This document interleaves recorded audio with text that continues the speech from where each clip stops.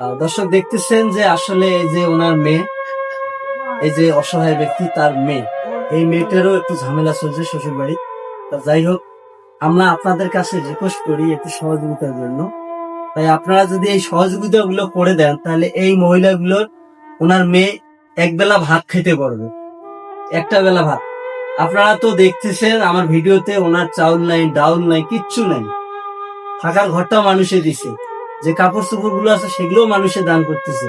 তা ওনাদের একটু খাবার ব্যবস্থা করে দেন, এই অসহায় মানুষটা দেন, আমার জন্য ভালো হবে। এই যে দেখতেছেন অবশ্যই একজন অসহায় নিরীহ মানুষ, মানে একদম মানে পথ শিশু, যার কেউ নেই। বর্তমান ভিক্ষে নিতে গেলেও একটা প্লেট থাকে, সেই প্লেটটাও মনে করো নেই। যে ভিক্ষে যে চাবে আপনার কাছ থেকে একটা প্লেট ধরি যাবে, সেই প্লেটটাও কিন্তু নেই। তাতে কি কর? একটু সহযোগিতা করলে এখানে খুব ভালো হবে। আচ্ছা ঠিক আছে দর্শক, আপনারা মনে করেন সহযোগিতায় হাত বাড়ায় দেন, স্ক্রিনে দেওয়া নাম্বারটা আছে, নাম্বারে যোগাযোগ করুন। অসংখ্য ধন্যবাদ।